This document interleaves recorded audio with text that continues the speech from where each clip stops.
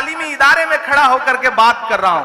क्योंकि खुदा ने मुझे शायरी का लहजा दिया है तो मैं उस लहजे में भी बात करूंगा और तकरीर की शक्ल में भी अपनी बात रखूंगा। यहां मेरी माएं बहनें बैठी हैं, स्टूडेंट्स बैठे हैं, तलबा बैठे हैं, तो मुझे लगता है मुझे थोड़ी सी शायरी की जबान में भी बात करनी चाहिए कि वक्त की ये जरूरत समझ लो, बिन पढ़े अब गुजारा नहीं है। कोई सियासी रहनुमा खड़ा होकर आपसे ये कभी नहीं कहेगा, लेकिन मैं कहने की हिम्मत कर रहा हूं क्योंकि मैं चाहता। नमस्कार दोस्तों, आप सबका फिर से एक नए वीडियो पर स्वागत है। फिर से आ गया हूँ एक नया वीडियो लेकर इमरान प्रतापगढ़ी का। आज इस वीडियो में आप लोगों को दिखाने वाला हूँ कि इमरान प्रतापगढ़ी कितनी अच्छी तरीके से नज़्म पढ़ते हैं, वो भी पढ़ाई लिखाई पर, शिक्षा पर। इमरान प्रतापगढ़ी कहते हैं कि आप लोग पढ़िए, आप लोग अगर पढ़ेंगे नहीं तो बहुत पीछे हो जाएंगे। आज के ज़माने में अगर आप पढ़ नहीं रहे हैं, अगर आप कुछ भी शिक्षा हासिल नहीं कर रहे हैं तो आप बहुत ही पीछे मिलेंगे। इस वीडियो में इमरान प्रतापगढ़ी कहते हैं कि आप लोग पढ़िए और पढ़कर कुछ लिखिए, नहीं तो आपकी तारीख बदली मिलेगी। आइए इस वीडियो में देखते हैं कि इमरान प्रतापगढ़ी पढ़ाई और लिखाई के ऊपर कितनी अच्छी तरीके से नज़्म पढ़ते हैं, शिक्षा के ऊपर, इल्म कितना ज़रूरी है ज़िंदगी में।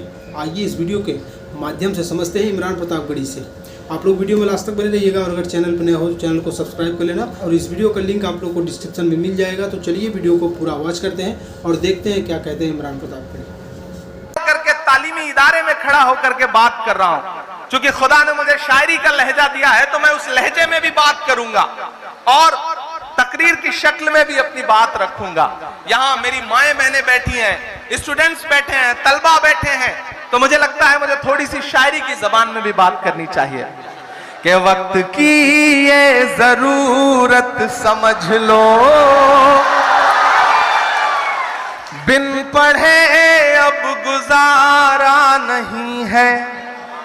कोई सियासी रहनुमा खड़ा होकर आपसे ये कभी नहीं कहेगा, लेकिन मैं कहने की हिम्मत कर रहा हूं क्योंकि मैं चाहता हूं कि सच्चाई से रूबरू होना जरूरी है।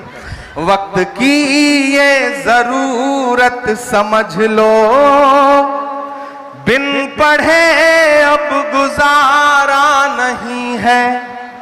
ना कोई रहनुमा ना हुकूमत, कोई भी अब तुम्हारा नहीं है।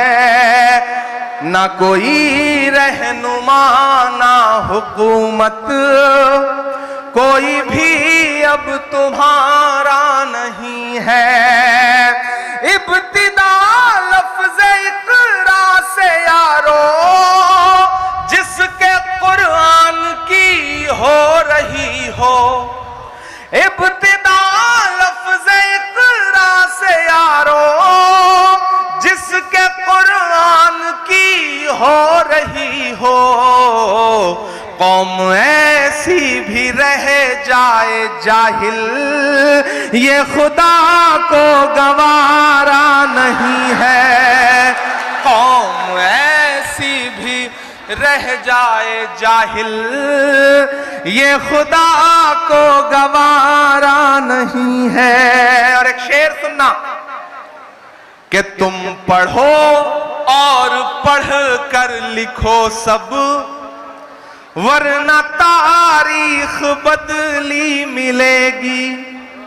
अभी डॉक्टर ओम शंकर जी बोल रहे थे तो उन्होंने कहा इमरान साहब अब आप सिर्फ प्रतापगढ़ के नहीं हैं, पूरे भारत के हैं, इसलिए अपना नाम बदल लीजिए। मैंने कहा यही कोशिश तो सरकारें कर रही हैं कि अपना नाम बदल लीजिए। हम एहतजाजन अपना नाम नहीं बदलेंगे, वो और होंगे जो मैखाने में जाके पीते हैं, हम जहां पीते हैं मैखाना बना लेते हैं। हम जिस मिट्टी में पैदा हुए हैं वही मिट्टी हिंदुस्तान है, हम जिस गांव में पैदा हुए हैं वही भारत है। कभी शाहिद ने शेर कहा कि जो भी मिलता है उसी को देखने लगता हूं मैं, क्या करूं मजबूरियां हैं गांव से आया हूं मैं तेरे साहिल पे आया था कि देखूं तेरा ज़र्फ, ऐ समंदर किसने तुझसे कह दिया प्यासा हूं मैं। हम गांव की मिट्टी से आए हुए लोग हैं और यहां बैठे हुए बच्चों से मैं एक बात कहना चाहता हूं मेरे भाई। खालिद अमीर साहब कह रहे थे कि जो गरीब बच्चे हैं वो यहां आते हैं, जो पढ़े लिखे बच्चे हैं, जो अमीर परिवारों के बच्चे हैं वो इंग्लिश मीडियम स्कूल में जाते हैं। मैंने अपनी बेसिक शिक्षा जो है वो प्राइमरी से पूरी की। हाई स्कूल तक सही से खड़ी हिंदी बोलनी नहीं आती थी। मैं यहां एतराफ कर रहा हूं इस बात का, क्योंकि हम ऐसे गांव में पैदा हुए जहां औधी बोली जाती थी, खड़ी हिंदी नहीं बोली जाती थी। खड़ी हिंदी बोलने में टांगे कांपती थी, पांव कांपते थे। वालिद साहब चूंकि घर का सबसे बड़ा बेटा था, तो वालिद साहब नहीं चाहते थे कि पढ़ने के लिए मैं गांव छोड़ करके 70 किलोमीटर 80 किलोमीटर इलाहाबाद जाऊं।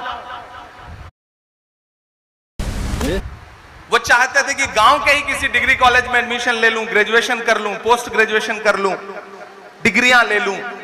लेकिन जिद थी मुझे अपनी मंजिल खुद तय करनी थी। वालिद साहब की मर्जी से हट के, उनको नाराज करके इलाहाबाद यूनिवर्सिटी का एंट्रेंस दिया, एडमिशन लिया। कोई बताने वाला नहीं था कि ग्रेजुएशन में सब्जेक्ट क्या लेना चाहिए, नहीं बताने वाला था। गांव में तो यही है ना सोच कि हाई स्कूल कर लो, इंटर कर लो, बीए कर लो, एमए कर लो, उसमें क्या कर लो, कौन सा सब्जेक्ट ले लो, कोई बताने वाला नहीं, कोई गाइड करने वाला नहीं।